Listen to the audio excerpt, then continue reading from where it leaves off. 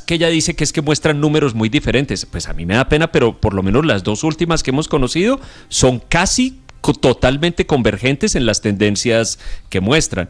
De modo que ese discurso que termina fortaleciendo como esa imagen de que hay arrogancia en esa campaña y puede ser contraproducente porque es como decir es que nosotros tenemos el derecho de calificar quienes desentronó como si fueran los dueños del concepto, yo creo que eso sale mal.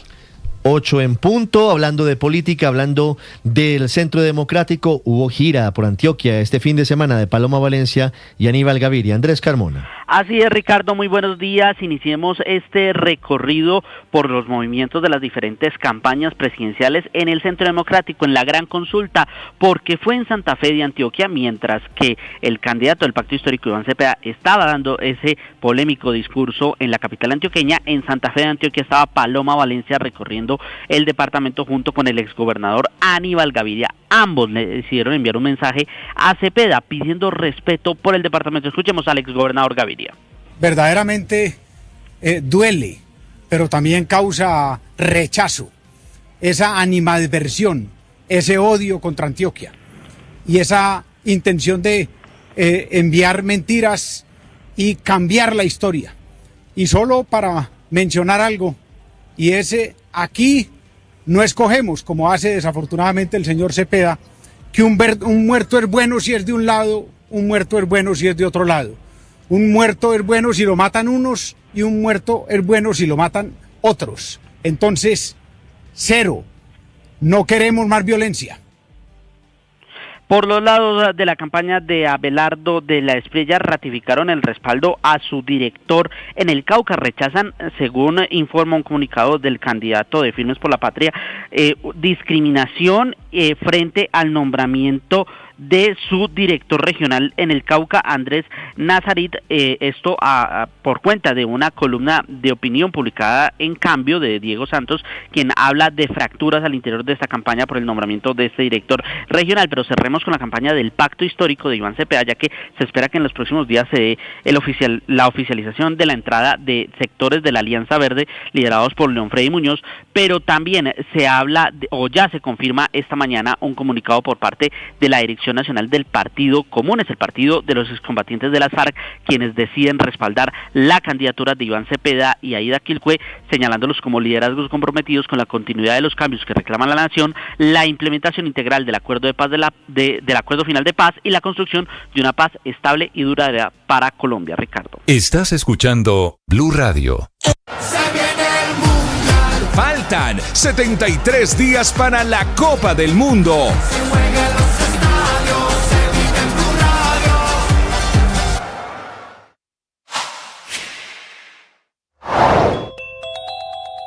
Este domingo de Ramos, el Papa León XIV ofició como sumo pontífice por primera vez en el inicio de la Semana Santa, dio unas palabras muy fuertes, muy sentidas en torno a la guerra.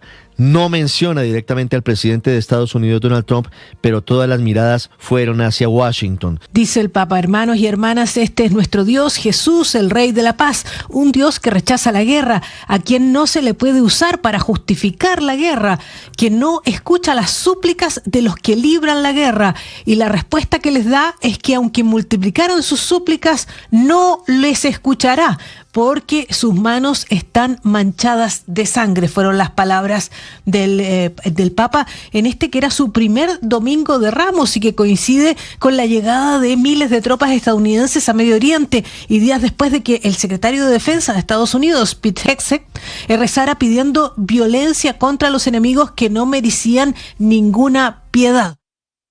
La experiencia espiritual nos hace ser libres, nos permite soltar amarras. No nacimos para estar atados, para tener apegos inseguros, para tener apegos enfermizos.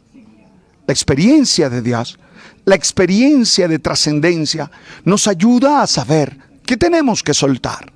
Y lo hacemos con la confianza puesta en Él, con la libertad de su espíritu. Te invito a que hagas el oracional El Man está vivo. Hoy el tema es ese: basta de amarrarse, tú sabes. Y lo que pasa en las bolsas se lo cuenta Mañanas Blue. 8:05, a pesar de ser Semana Santa, será una semana muy movida en materia económica. Este martes habrá junta directiva del Banco de la República con el inminente incremento de las tasas de interés. El miércoles empieza el pago del impuesto al patrimonio a las empresas y noticias que tienen que ver con el aumento todavía en los precios del petróleo en los mercados internacionales y el dólar, este lunes santo, bajando un poquito en el mercado colombiano. Víctor Grosso. Muchas noticias, Ricardo. Empecemos hablando de tasas de interés porque desde el 1 de abril sube nuevamente la tasa de usura en Colombia, tema clave para quienes hacen compras con sus tarjetas de crédito, cuyas tasas de interés suelen pegarse, Ricardo, a este techo de la usura. La Superintendencia Financiera está notificando que la tasa de usura para abril se ubicará en el 26,76% efectivo anual, aumentando desde el 25,52% vigente en este mes de marzo.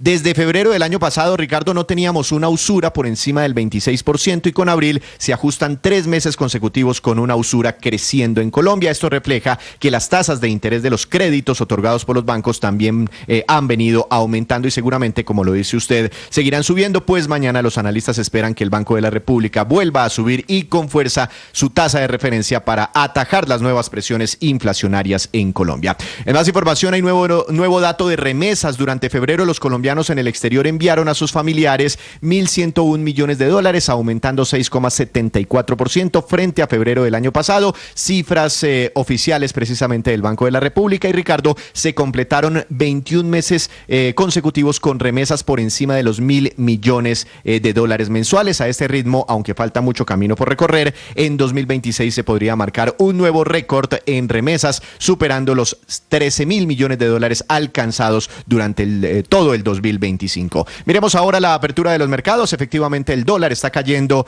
8 pesos en su cotización promedio en estos primeros minutos de negociación, Ricardo. 3.660 pesos es la cotización promedio. En el mundo, el dólar se está fortaleciendo 0,19% frente a las principales monedas del planeta. El euro, relación euro-peso colombiano, está cayendo 17 pesos a 4.211 pesos por euro. Y el petróleo de referencia Brent ha estado fuerte en la madrugada, alcanzó a superar los $116 por barril. A esta hora sube 1,55%, se ubica en $114.31 por barril. En la medida en que, Ricardo, se prolongue la guerra en Oriente Medio, pues el petróleo seguirá muy presionado y este valor será muy importante, Ricardo, téngalo muy en cuenta, porque en las próximas horas el Ministerio de Hacienda y el Ministerio de Minas y Energía definirán qué va a pasar con los precios de los combustibles en Colombia para el mes de abril, y esta referencia del petróleo será clave para saber si el gobierno reversa o no esas disminuciones que hizo arrancando este año en el valor de la gasolina para los colombianos. Y el presidente Petro había anticipado en sus redes sociales que esa seguidilla de disminución en los precios de los combustibles estaba a punto de terminar por el aumento en los precios internacionales del petróleo. Pero veremos a ver qué pasa. ¿Va para el Mundial, Víctor? No, señor. No, señor. No alcanzamos a clasificar para boletica. No sé, queda uno como desanimado también, ¿no? Después de estos partidos. Aunque yo no sé mucho de fútbol, Ricardo, lo he dicho muchas veces acá, pero bueno, de todas formas, estas selecciones muy buenas, pero no. Hemos tenido mejores partidos preparatorios y mejores momentos. Ya voy a hablar de las inundaciones graves en Melgar, Tolima, en esta madrugada. Ya les voy a contar detalles sobre un atentado con explosivos en Arenal, en el sur de Bolívar. Ricardo, es que señor, faltó Falcao, hermano. No, Felipe, Falcao faltó en el 2010 y en 2014 ya no. Faltó Falcao, yo vi esos dos partidos ahora con profunda emoción.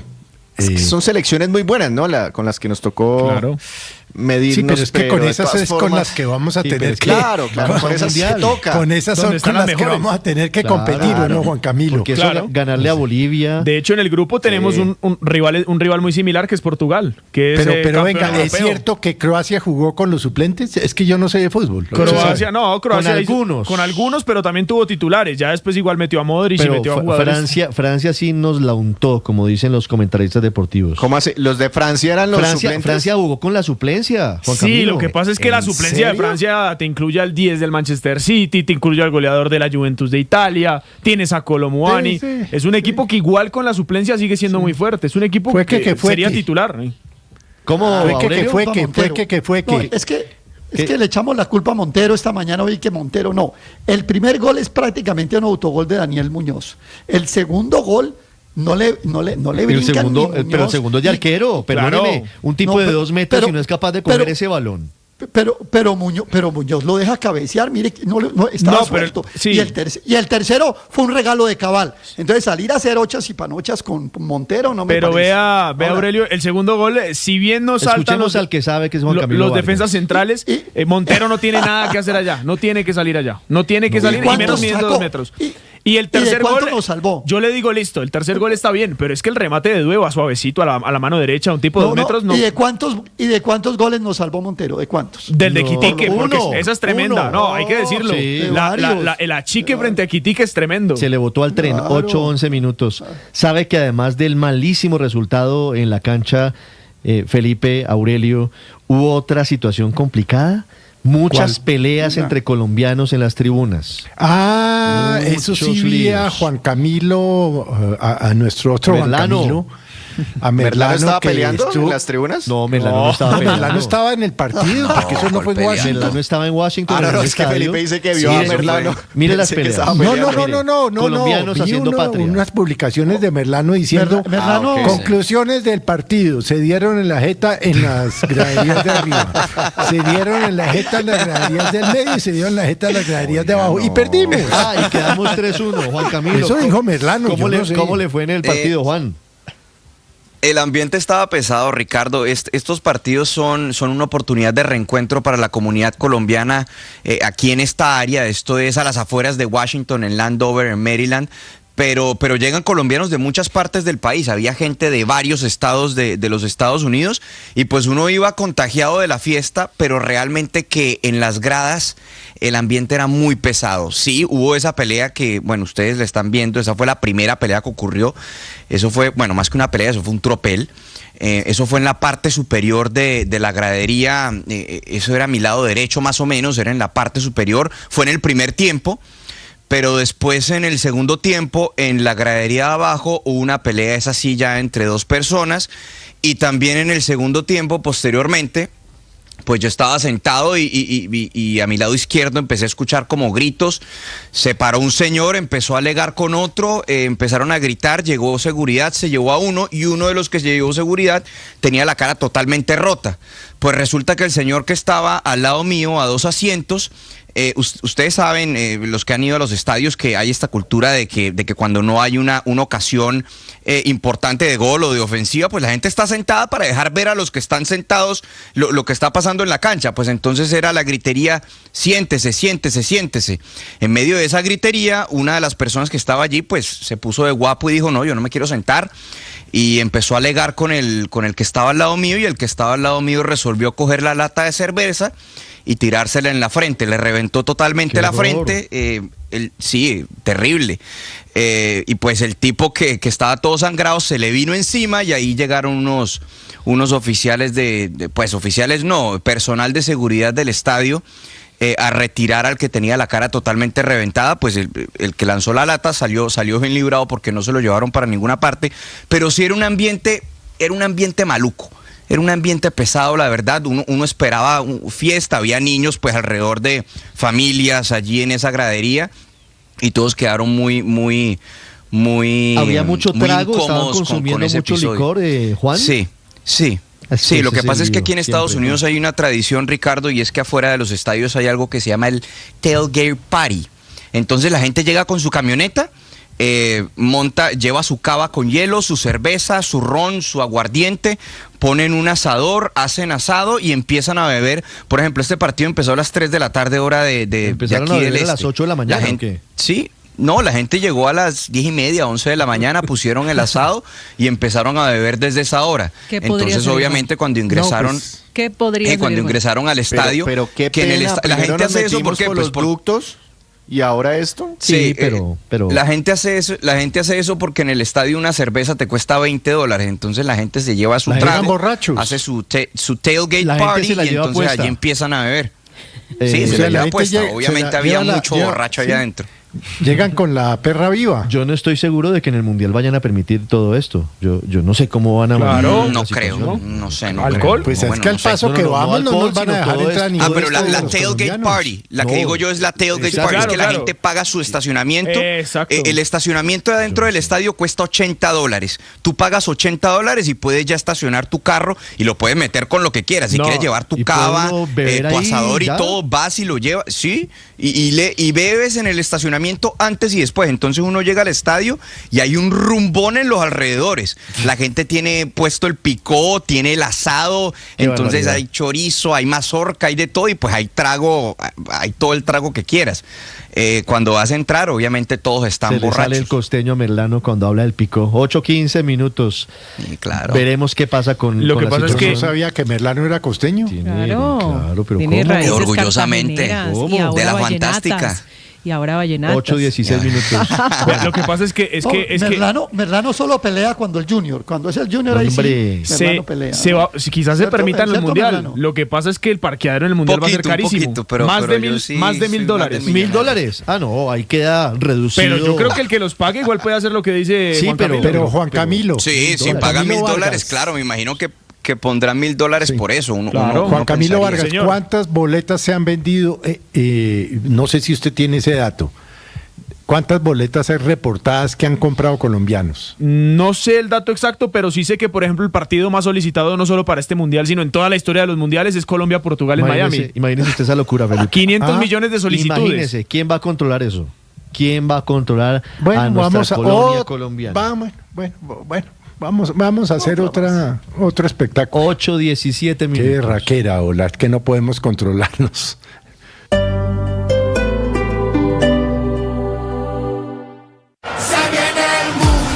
Faltan 73 días para la Copa del Mundo.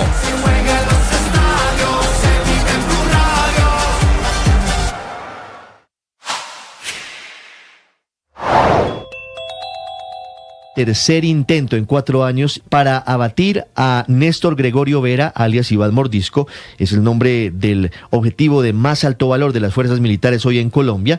El jefe de las disidencias estaría herido luego del asalto aéreo y terrestre a uno de sus campamentos en Pacoa, en el departamento del Vaupés. Hubo 6 víctimas mortales. Medicina Legal identificó a 4 de los 6 cuerpos recuperados. Hay 2 mujeres que no han podido ser identificadas. Una de ellas sería alias Lorena, la mujer que desde el 2021 era la compañera sentimental de Iván Mordisco. Mientras tanto, comunidades de los corregimientos de Villa Colombia y La Liberia, en Jamundí, en el Valle, hablando de Iván Mordisco, están denunciando que las disidencias de las FARC están probando lanzamisiles.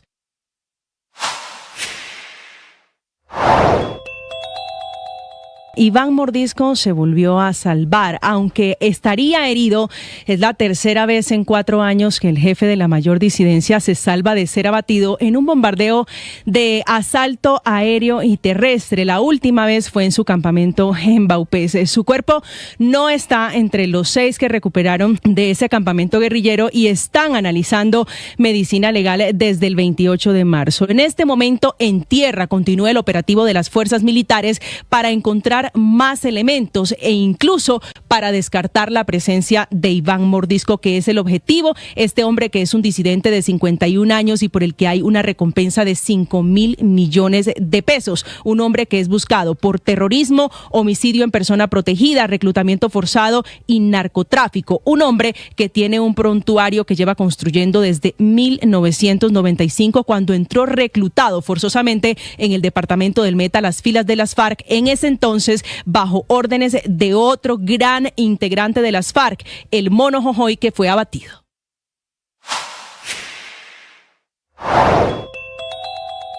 El presidente de Estados Unidos, Donald Trump, hace una nueva amenaza en contra del régimen de los ayatolas en Irán. Parece que el presidente Donald Trump quiere buscar alguna manera de ponerle fin a la operación Furia Épica, a la guerra en Irán. Eso indica al menos el mensaje que está publicando hace tan solo unos minutos en su red social Truth, donde informa: Estados Unidos de América está en conversaciones serias con un régimen nuevo y más razonable para poner fin a nuestras operaciones militares en Irán.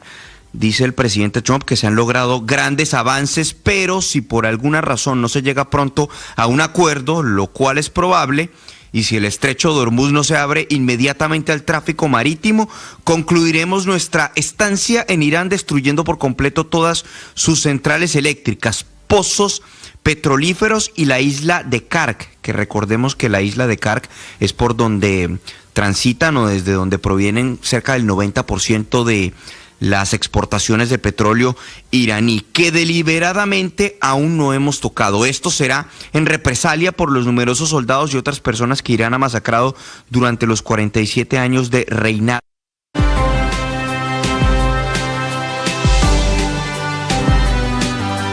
Se desbordaron 3 quebradas en el municipio de Melgar, en el departamento del Tolima, muy cerca de Bogotá. Intensas lluvias en esa zona del país en la madrugada de este lunes santo. Fernando González. Ricardo, muy buenos días. La emergencia se dio desde la 1:30 de la mañana hasta el momento. El apoyo de los brigadistas ha dejado pues un balance con carros arrastrados por la corriente. Son en este momento 6 barrios que registraron remoción en masa. Tienen también caída de muros, colapso de techos. Familias lo han perdido totalmente todo. Incluso hay un reporte del centro vacacional de Melgar donde las personas que estaban allí alojadas dentro de las cabañas, pues literalmente lo han perdido todo, las neveras, las camas, las pertenencias.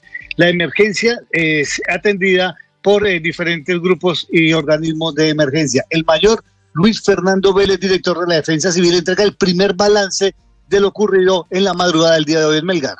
Hoy nuevamente pues amanece Melgar inundada, teniendo en cuenta pues las fuertes lluvias que no han cesado y el desbordamiento de la quebrada de la Mergada y la Longaniza. De igual forma se presentaron movimientos en masa, algunos sobre unas viviendas, también hubo algunos colapsos de los techos de algunas viviendas.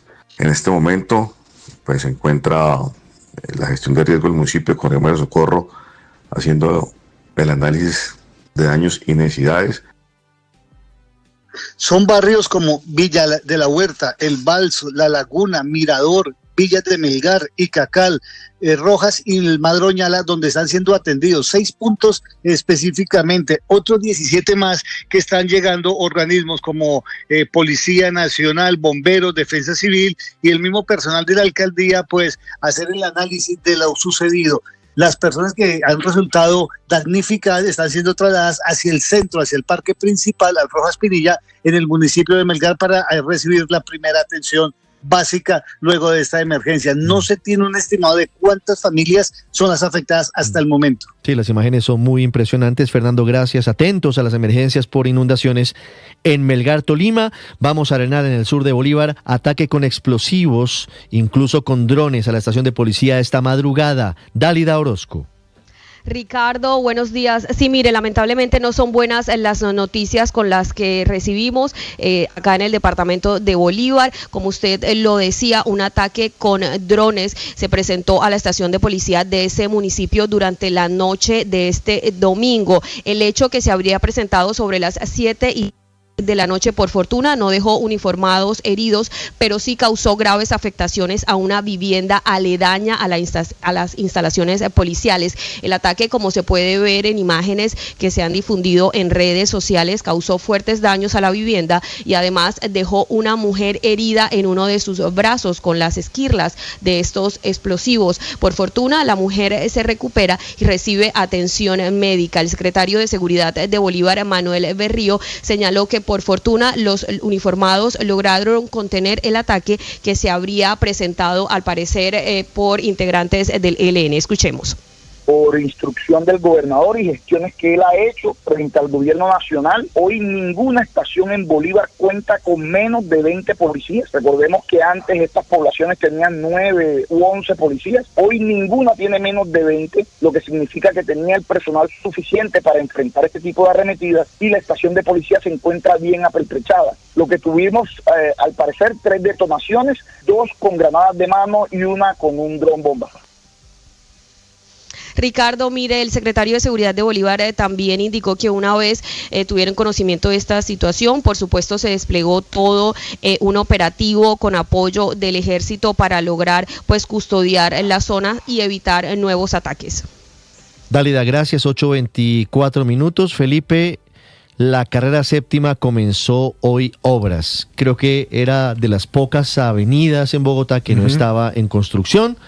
Ya comenzó la creación del famoso corredor verde de la séptima. Ya hay trancones, como es obvio, en la calle 119. Cerraron uno de los carriles ahí al frente de la Fundación, ¿no? Santa Fe. Sí, Felipe, hay 2 puntos, pero fíjese que el cierre es grande. Son 2 carriles de la séptima cerrados ahí al frente de la Fundación Santa Fe.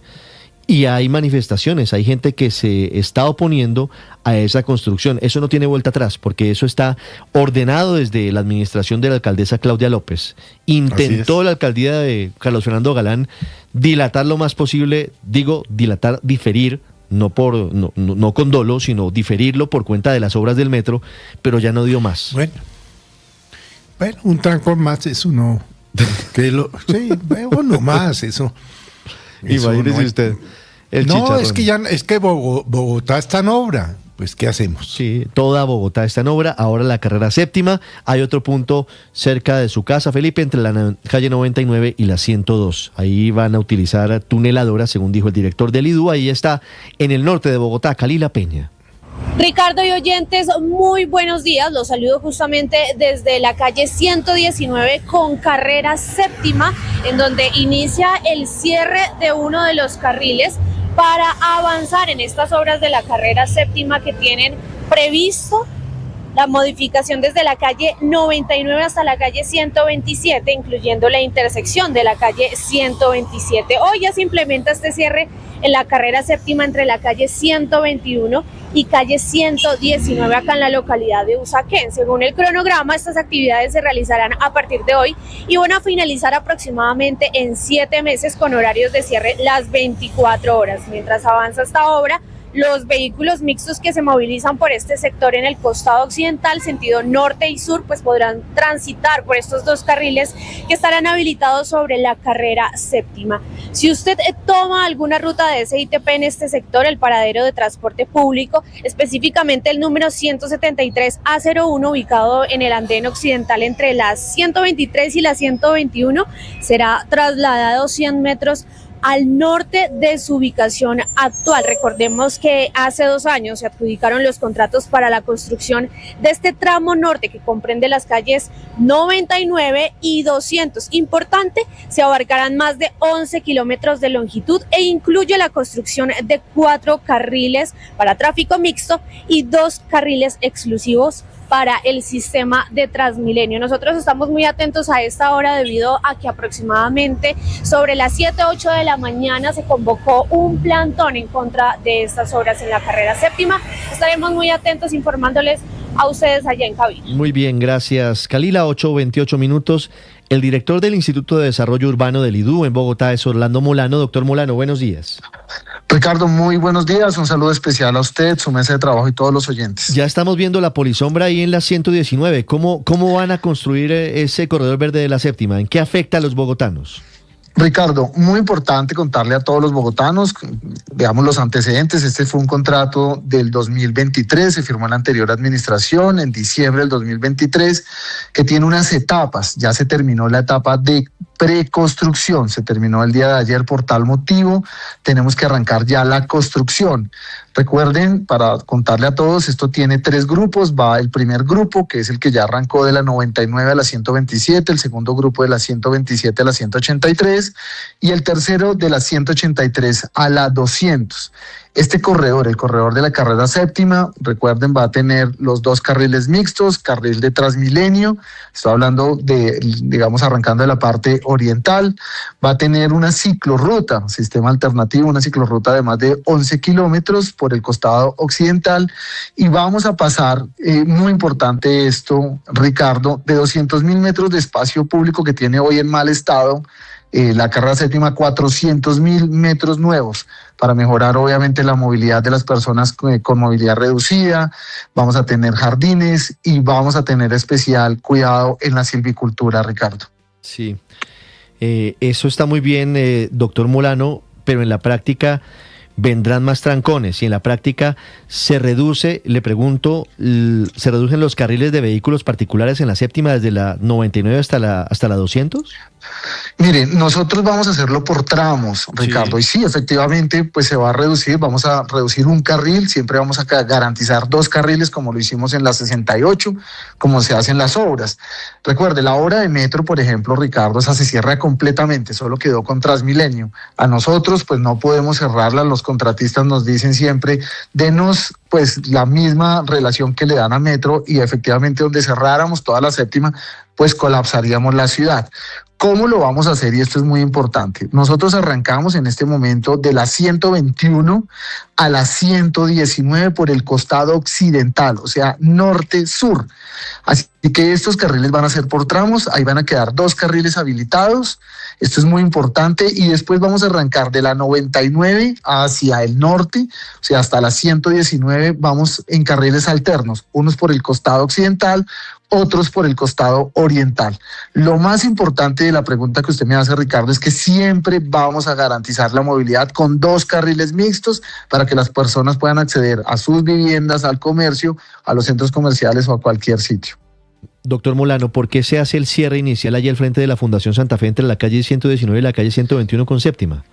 Porque recuerden, el primer grupo arranca de la 99 a la 127. Nosotros tenemos que hacer por obligatoriedad en la metodología, tenemos que hacer una revisión, una prospección arqueológica. Como efectivamente ustedes saben de la zona de Usaquén, que ya hemos tenido en las obras que tuvimos también en Usaquén, pues tenemos que hacer esa revisión. Es básicamente mirar, hacer unos sondeos para ver si encontramos material arqueológico. Si encontramos, pues de una vez se activan los protocolos, si no, pues efectivamente arranca la excavación. Esto es lo primero que se tiene que hacer en ese corredor. Como sabemos y tenemos, digamos, indicios, pues tenemos que hacer esta revisión. Después se arranca con el traslado de los árboles. Vamos a trasladar más de 600 árboles que se van a tener especial cuidado, se va a hacer mantenimiento de 400 y se va a reemplazar más de 1.500 árboles por árboles nativos. Ricardo, muy importante esto también.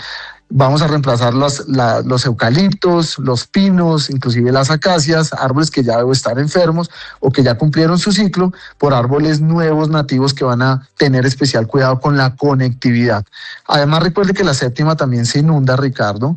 Vamos a tener más de 400 sistemas de drenaje urbano. Esto nos va a permitir que efectivamente tengamos una mejor séptima, mayor movilidad, pero que ya no se inunde como se inunda en este momento. Sí, doctor Molano, le pediría una precisión, una claridad frente al tema de los árboles, porque esta mañana, y no por coincidencia, hay una protesta en la carrera séptima con 119 por la tala de árboles, muchos de esos nativos. ¿Qué va a pasar? ¿Los van a talar y reemplazarlos por nuevos o va a haber un traslado de los árboles? Explíquele a la gente que está manifestando y que está en contra de estas obras qué es lo que va a pasar frente a ese punto en concreto. Camila, miren, con el tema de los árboles, como les repito, vamos a hacerle mantenimiento a más de 400 árboles. Vamos a trasladar más de 600, efectivamente son 628 árboles que serán reubicados muy cerca también a la zona. De esto, otros 1.500, que es lo que nos dicen, son árboles inclusive, que ya son pinos, eucaliptos, los que son de reemplaza o tala, como ustedes me dicen, pero vamos a plantar más de 4.000 árboles, o sea, son 3 veces más de lo que se va a reemplazar, 4.388 exactamente, Camila, por cedros, nogales, robles, 7 cueros, mano de oso, eso entre otras cosas. Eso nos va a permitir conectividad ecosistémica. Algunos árboles efectivamente que se tienen que talar por el urbanismo o porque pasa la obra, hacen parte de esos 1.500 árboles que se van a reemplazar por los más de 4.000. Así que nosotros hemos tenido especial cuidado. De hecho, Camila, el primer grupo acaba de recibir un certificado, el certificado Envision, por buenas prácticas en el tema ambiental. Así que estamos súper tranquilos con el tema y tuvimos especial cuidado con el tema de la silvicultura, Camila. Sí, ¿para dónde mandan, refiriéndome al traslado que usted nos dice, esos árboles? ¿A dónde se llevan? ¿A dónde se resiembran? Claro, miren, nosotros tenemos cerca la zona donde vamos. Primero, lo que nos dice la norma es que sean cerca precisamente donde se trasladan. Entonces, efectivamente, donde no va a haber afectación de la obra, se van a trasladar. Muchos también a zonas que tenemos nosotros del Instituto de Desarrollo Urbano en los separadores, también los vamos a trasladar. Así que estos más de 600 árboles van a quedar cerca en la zona y los 1.500 van a quedar en todo el corredor. Los 4.000 árboles que vamos a plantar, todos irán dentro del corredor. Es decir, sobre la séptima. Así es, Ricardo, todo sobre la séptima. Esa es una noticia importante. 8:35, Bogotá está en obra. Ahora comienzan en la carrera séptima las obras de Transmilenio. Doctor Molano, muchas gracias. ¿Cómo va la construcción de la carrera novena, la ampliación más allá de la 170? Ricardo, usted que me ha hecho interventoría a eso, mire, yo creo que en una semana ya vamos a abrir el tramo de la 183 a la 193, sur-norte, todo ese costado, y en mayo usted se dio cuenta de hay unos edificios que tuvieron unas afectaciones por el costado occidental, esa yo creo que la abrimos en mayo, pero en unos días, yo creo que en una semana y media, deberíamos estar abriendo ya 183, 193, esto nos va a aliviar el tráfico también. Ricardo, y aprovecho esta pregunta para decirle, mire, nunca antes en ninguna administración se habían entregado tantas obras como nosotros. Ya entregamos la 170, 183 Boyacá, ya vamos a entregar la Laureano, la Caracas, la 127, la 153, el puente además que le va a ayudar a usted también en la 153 y a 700,000 personas, que es el de La Sirena, también lo vamos a entregar este año. Así que de verdad hemos tenido especial cuidado. Yo entiendo las molestias, y Camila, de las obras. Aquí nos toca también tener paciencia. Aquí estamos transformando esta ciudad y nosotros de verdad hemos tenido especial cuidado en que los contratistas efectivamente nos cumplan sanciones, multas o caducidades, lo que tengamos que hacer para que estas obras de verdad se terminen. 8:36 es Orlando Molano, director del Instituto de Desarrollo Urbano IDU, hablando de las obras en Bogotá, del Corredor Verde de la Séptima en particular. Doctor Molano, muchas gracias. Ricardo, un abrazo a usted y un saludo especial a todos los oyentes. Gracias por la invitación. En medio de las obras, Andrés, Bogotá en obra en diferentes puntos, la avenida 68 con su Transmilenio, el puente de Venecia, el metro, que es la obra más grande, la más importante, y ahora la carrera séptima, entre muchas otras obras en diferentes puntos de la ciudad. Y ese tramo cuya intervención empieza hoy, Ricardo, el tramo que está entre la 119 y la 121, mire, yo soy usuario frecuente de ese tramo y yo le podría decir, digamos, una cosa que no le puedo negar, que me da un poco de nerviosismo al respecto, es que sin intervención ese tramo tiene un tráfico que al día de hoy yo caracterizaría como infernal. Es decir, lo que va de la 127 más o menos hasta la 116 es un tráfico verdaderamente horroroso, entonces sí se pregunta uno cómo ir a hacer ahora. Pero por otro lado, Ricardo, mire, yo estuve viendo todos los diseños de la obra, los proyectos, los planos, lo que ahora llaman los renders, y la obra, la verdad, me parece verdaderamente espectacular, y hay unos aspectos en particular en los que me parece muy buena. Aquí lo decía el director del IDU, Orlando Molano, el tema de los andenes y las zonas, esas zonas comunes, esas zonas para uso peatonal, en ese tramo son pésimas, son terribles. Yo no quiero pensar una persona con movilidad reducida, una persona en silla de ruedas, cómo hace para andar por ese tramo. Es irregular, tiene carros por ahí que parquean, tiene sobresaltos, huecos, en fin, entonces una intervención ahí me parece muy bien.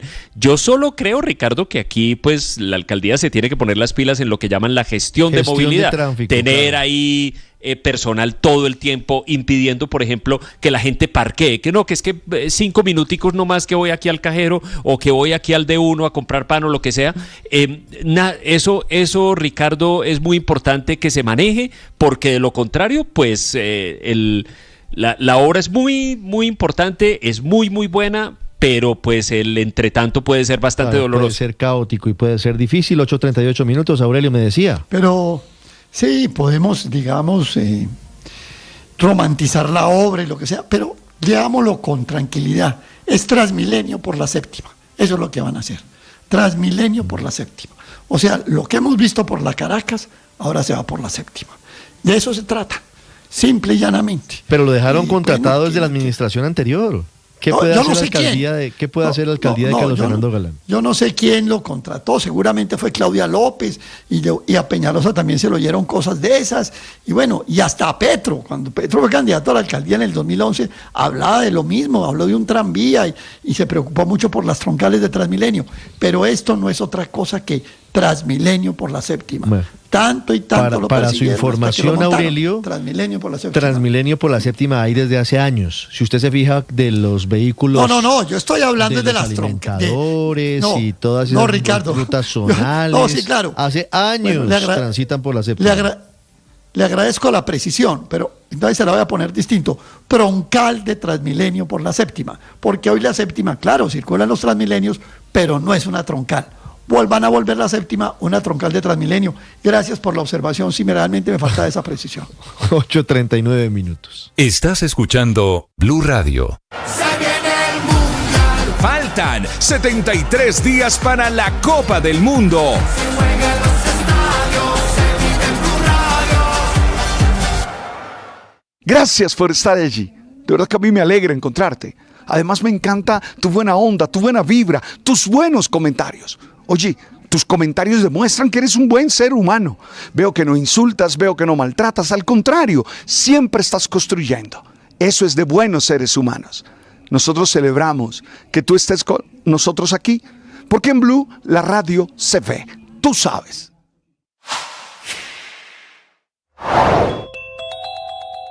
Modernización de la fuerza pública, entre la urgencia y el debate, luego que el gobierno del presidente Gustavo Petro dio luz verde a una inversión por 13 billones de pesos para fortalecer las capacidades estratégicas de las Fuerzas Armadas colombianas. Según Planeación Nacional, la distribución prevista de recursos asigna al Ejército 5,8 billones para presencia territorial, a la Armada 3,4 billones para vigilancia marítima y fluvial, a la Policía Nacional 2,3 billones para seguridad ciudadana y a la Fuerza Aeroespacial 1,3 billones para tecnología y control del espacio aéreo. Precisamente, la tragedia ocurrida en Putumayo, con el accidente del avión Hércules, donde murieron 69 uniformados, dejó al descubierto una realidad que el propio presidente Gustavo Petro reconoció sin rodeos. Las fuerzas militares están operando apenas al 45% de sus capacidades.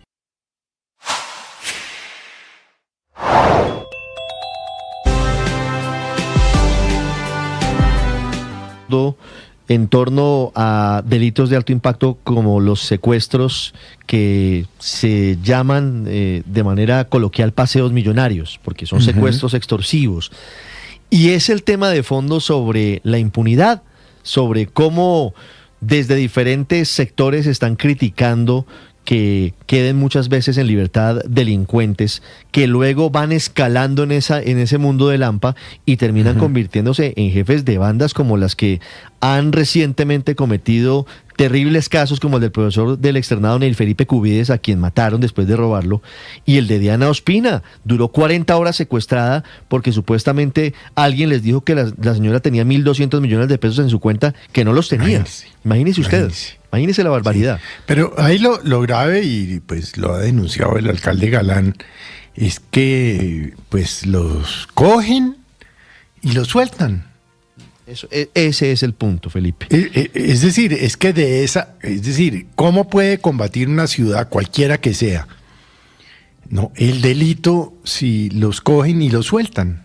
La justicia los suelta. Esa es la gran Entonces, discusión. pues así, yo vi una cifra, tal vez en estos días puedo estar equivocado, Ricardo, de más de 110 delincuentes cogidos en flagrancia que fueron liberados. Sí, ahí hay una discusión, Felipe. De hecho, ya vamos a hablar con el alcalde Carlos Fernando Galán para hablar sobre esas cifras y sobre lo que está pasando en la lucha contra la criminalidad. 2 casos en particular de los que se ha hablado esta madrugada. Felipe García.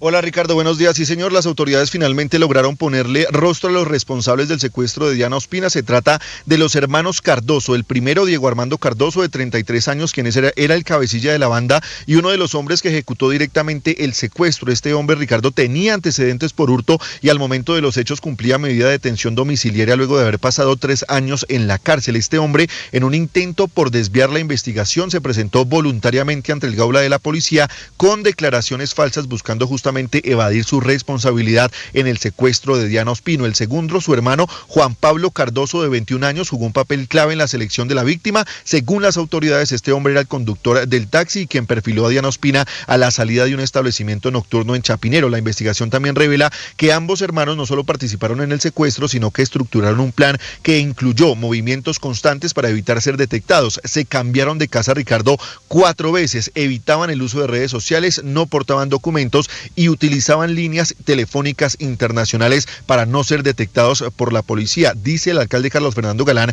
que si la justicia no les hubiera dado penas tan cortas en anteriores oportunidades, esto incluso no le hubiera pasado a Diana Ospina. Los criminales, como usted lo mencionaba, creyeron que Diana tenía 1.200 millones de pesos en su cuenta en una aplicación porque vieron esa justamente la cuenta en la app del banco cuando ella pagó la cuenta en un sitio de comercio. También estos criminales participaron en otros hechos de paseo millonario, que es un secuestro extorsivo, por lo cual las autoridades hacen un llamado a otras víctimas para que los denuncien. Un dato curioso, Ricardo, y es que la policía de Bogotá reveló que el propietario del taxi usado en el secuestro de Diana Ospina y el del taxi usado en el secuestro de Neil Cubillas, el profesor que fue asesinado, es del mismo dueño. Este hombre tiene más de 30 taxis matriculados en Bogotá, trabajando en Bogotá, y 2 de ellos, uno con el cual secuestraron a Diana Ospina y el segundo en el cual transportaron al profesor Neil Cubillas, que recordemos fue asesinado.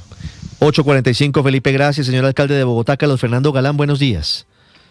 Muy buenos días, Ricardo, a todo el equipo de Blue Radio y a los oyentes que nos acompañan en esta mañana. Alcalde, ¿va a ser judicializado el dueño de los taxis?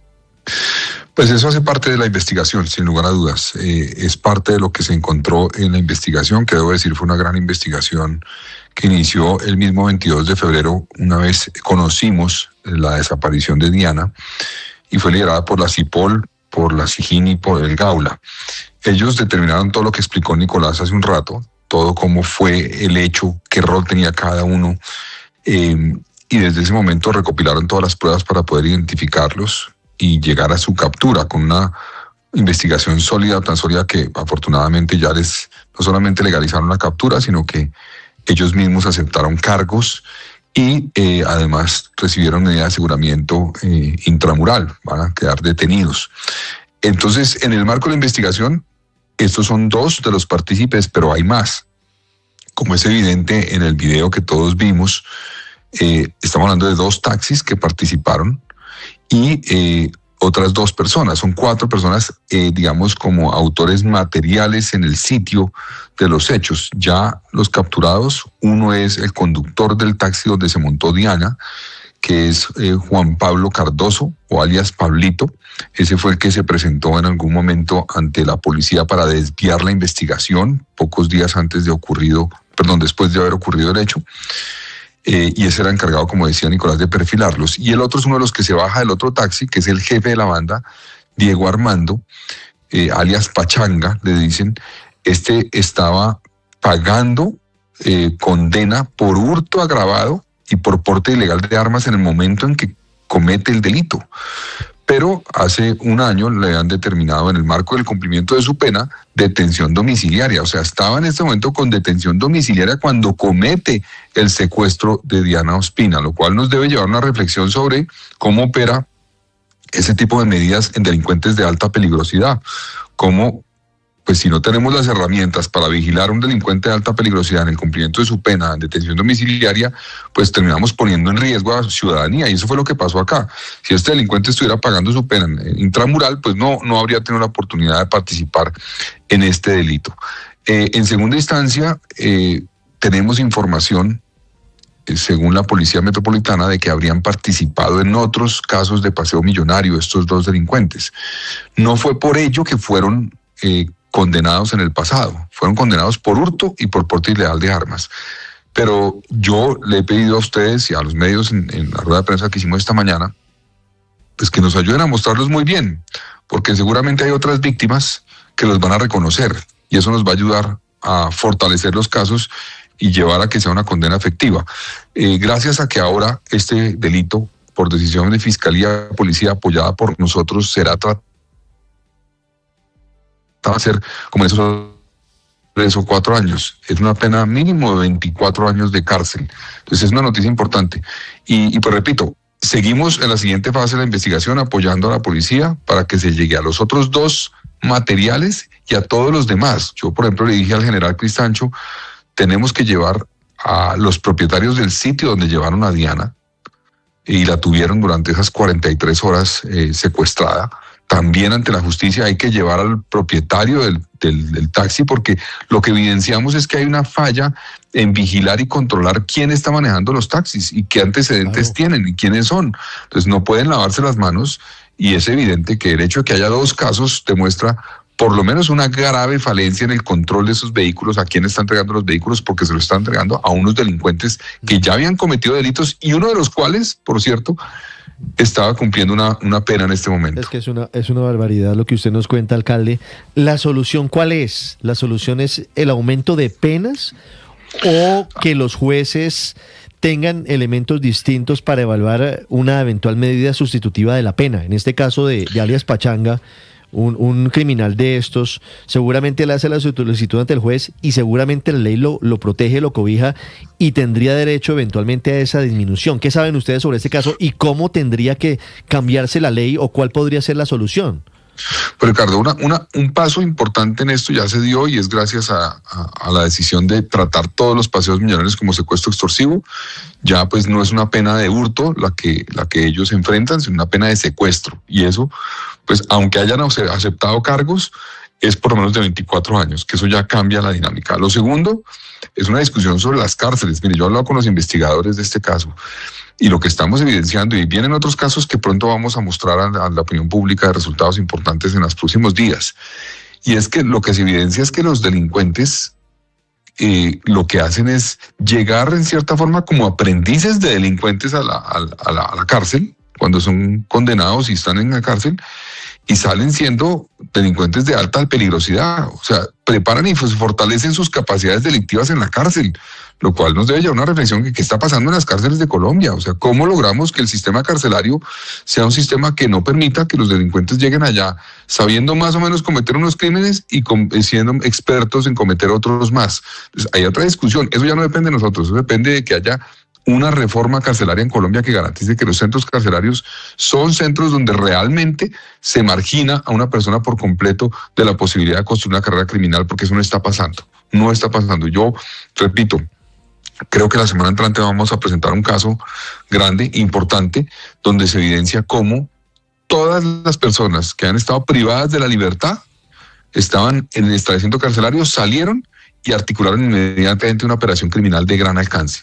Entonces, ahí la reflexión es: ¿qué está pasando? ¿Para qué sirve la cárcel entonces? Entonces, ese es un problema. Otro problema, pues, que se agrava, digamos, la situación en seguridad, es que en muchos casos ni siquiera van a la cárcel, ¿no? Ni siquiera van a la cárcel, sino que son liberados muy rápidamente delincuentes de alta peligrosidad. Nosotros hemos visto casos de personas, por ejemplo, con porte ilegal de armas, un delincuente que fue identificado con 7 armas, una de largo alcance con antecedentes por homicidio, y no fue detenido con medida de aseguramiento en establecimiento carcelario, sino en detención domiciliaria. Eso no tiene sentido. Entonces hay que revisar las herramientas que tienen los jueces para tomar sus decisiones a la hora de valorar la peligrosidad de una persona. Usted sabe que cuando ellos deciden si se queda con medida de aseguramiento o no, uno de los elementos que revisan es la peligrosidad de la persona. Revisan también que pueda eventualmente afectar el proceso judicial. Pero esa de la peligrosidad tenemos que darles herramientas más claras y menos, digamos, abiertas y subjetivas de qué significa peligrosidad. Alguien que tiene antecedentes penales por delitos graves, violentos, debería tener privación de la libertad, porque de lo contrario los permitimos que estén actuando. Le termino con esto. El caso de Jean-Claude Bossard en el año pasado.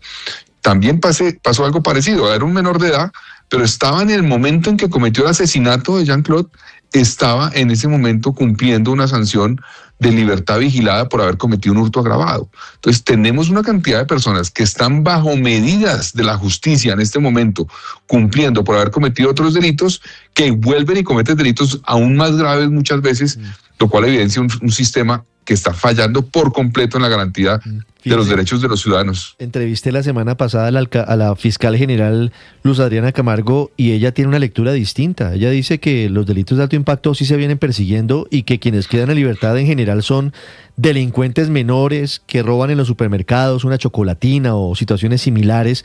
Usted se ha reunido con ella recientemente. ¿Cómo la Sí. ve? Ella es la jefe de la política criminal del Estado colombiano. ¿Usted la ve en su postura o cree que ella es reticente a entender lo que está pasando hoy en las calles de las ciudades del país? No, a ver, yo veo una posición constructiva de la fiscal. Efectivamente, la fiscalía hace grandes avances y grandes esfuerzos. Además, yo le digo, en Bogotá hay fiscales que tienen más de 1.000 casos sobre su despacho. O sea, ahí hay otro problema. Yo creo que necesitamos es darle más apoyo a la fiscalía, porque con lo que tienen, hacen. Lo que pasa es que lo que yo creo que no es suficiente por el reto que tienen tan inmenso. El reto inmenso que tienen es descomunal por cuenta de la delincuencia en nuestro país y por eso muchas veces pues no alcanzan. Ahora, la fiscal, con razón, ha determinado avanzar en la priorización de casos con casos de gran nivel de peligrosidad, y en eso estamos de acuerdo. Pero lo que yo creo es que hay que trabajar en no dejar a un lado los otros casos, porque son casos que hacen parte de una cadena delincuencial. ¿Me explico? Yo creo que el hurto de celular, capturar solamente al delincuente que se roba el celular es totalmente insuficiente. Eso no va a resolver el problema efectivamente. En eso estoy de acuerdo con la política criminal. No es suficiente. Hay que atacar la estructura completa. Cómo ese celular entra a una cadena donde lo venden, donde lo revenden, donde todavía hay un aparato de un negocio criminal, de un mercado criminal amplio, con concierto para delinquir con grandes sumas de dinero que son producto de esa actividad criminal. Entonces, yo estoy de acuerdo con eso y lo que queremos es trabajar para priorizar las cadenas más fuertes de la delincuencia para poder desmontar las más débiles también. Me explico, no es mirar para otro lado de las débiles y no es legalizar el hurto de celular, porque eso sería un error. Pues cuando digo legalizar es porque en la práctica un hurto de celular sin violencia casi nunca termina con una sanción. Pero yo creo que no podemos mirar para otro lado, sino ver cómo atacamos toda la cadena delincuencial en los puntos más fuertes de esa cadena para poder desarticular todo el aparato criminal. Y ahí me refiero, por ejemplo, al tema del hurto de vehículos que tuvimos la semana pasada y que en promedio, yo digo, en Bogotá en promedio ocurren entre 2 y 4 casos de hurto de vehículos al día. Al día, sí, efectivamente. Y eso que lo hemos bajado. Y eso es un delito que no tiene subregistro, porque la gente que es víctima de hurto de vehículos lo denuncia, obviamente, pero lo hemos bajado en cerca de un 23% en el último año. Aún seguimos teniendo muchos casos. Ahora, ahí además de investigar esas bandas delincuenciales que se dedican a eso, capturarlas a todas, y estas de la semana pasada las vamos a capturar, estamos detrás de ellas, la policía lo ha priorizado. Tenemos que dar otra reflexión, Ricardo, y es cuando una persona va y compra una autoparte robada, está promoviendo el mercado criminal de hurto de vehículos. Es más, corre el riesgo de que les roben, claro, y corre el riesgo de que le roben su propio carro, porque cuando usted va y tiene un carro marca X y va y dice, necesito el espejo que me robaron para este carro, pues van y buscan otro, y seguramente puede que le roben el carro suyo o algo parecido. Usted está promoviendo un mercado criminal que lleva a que pueda haber inclusive víctimas por cuenta de la violencia, porque utilizan la violencia muchas veces. Entonces, esa discusión la tenemos que dar como sociedad. No es que el ciudadano diga, no, yo no tengo nada que ver con eso y yo estoy comprando ese tipo de cosas. Hay una corresponsabilidad, alcalde, pero fíjese que la fiscal me decía algo que en lo que tiene razón. Todos sabemos dónde venden los celulares que se roban en Bogotá. Es decir, si tenemos activado la función de encontrar en el iPhone, lo encontramos muy seguramente en su mayoría en un par de sitios, sobre todo en la calle 13 abajo de la avenida Caracas. Y entonces la pregunta es, ¿por qué no hay operativos en esos sitios? Ricardo, tienen toda la razón. Ahora, yo lo que digo es, y lo que yo hablo con la policía, porque créame que a mí me llegan todos los días varios casos directos de una víctima diciéndome, alcalde, mire, ahí está mi celular, en ese sitio. Entonces, ahí el problema radica en que a mí me dicen, para entrar ahí, la policía tendría que tener una orden de allanamiento autorizada por un juez, obviamente. Entonces, no es tan fácil. Infortunadamente, como decir a la policía, llegó el informe del celular del señor X que se lo robaron, ahí está, vayan, métanse y hagan un allanamiento allá.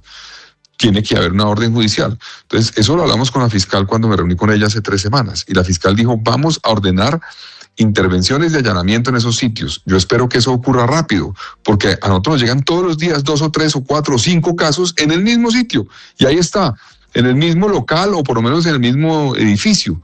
Entonces yo sí creo, entiendo perfectamente la frustración de la gente. El problema de no poder ir inmediatamente con un policía a meterse al sitio tiene que ver con una orden judicial que es requerida para poder entrar, pero lo que le pedí a la fiscal es, pongamos unos fiscales, por favor, fiscal, que se dediquen a esto reunamos casos que ocurren todas las semanas y caigamos allá, porque son responsables también de la cadena delictiva, como le decía hace un rato. Ahí donde llegan esos celulares son responsables del delito de receptación y por tanto deben ser judicializados. Y los sitios deben ser, digamos, tratados con extinción de dominio, porque si no atacamos esa cadena así, pues seguiremos detrás de celulares que no vamos a poder recuperar y no estaremos resolviendo la problemática de hurto que sufren los ciudadanos en Bogotá. Sí, alcalde Galán, permítame devolverlo al tema de los paseos millonarios, porque hoy estamos celebrando parcialmente el hecho de que se hayan capturado a 2 de los responsables del paseo. A Pachanga y a Pablito. Claro, a los de Diana Ospina, pero quisiera preguntarle por el profesor Neil Cubides, a quien pues lo asesinaron, le hicieron un paseo millonario aparentemente en condiciones similares, pero quisiera preguntarle por la audiencia. El miércoles le van a definir a los 4 capturados que no aceptaron los cargos, como sí lo hicieron estos hermanos, si van o no a la cárcel. Y quisiera preguntarle por la solidez de la investigación de las pruebas que tienen en contra de estos 4 hombres. Pues miren, yo no puedo dar los detalles porque y además la verdad no los tengo todos, hacen parte del marco de la investigación, pero lo que yo he visto en esos 2 casos, por lo que me ha informado la policía, es que han sido muy cuidadosos en llevar la investigación con toda la seriedad y con todas las pruebas necesarias para demostrar la responsabilidad de sus delincuentes. Fueron capturados los 4 la semana pasada, efectivamente. Ahí faltan algunos también, en ese caso faltan varios también en ese caso, y la policía está detrás de ellos, pero yo creo que la investigación es sólida. Lo que he visto en los casos que maneja la Policía Metropolitana de Bogotá, estos 2 son manejados por la SIJIN en términos de la investigación criminal, son sólidos, lo hacen muy bien, por eso se toman además su tiempo. Yo les digo, muchas veces la policía accede a mucha información muy rápidamente en los primeros días de una investigación, pero después requiere garantizar que eso tenga la solidez con los elementos probatorios suficientes. Mucha gente, con razón, la verdad debo decir, nos pregunta, y los medios también, ¿qué han sabido de tal caso? Hay casos que ocurren todos los días, infortunadamente, en Bogotá.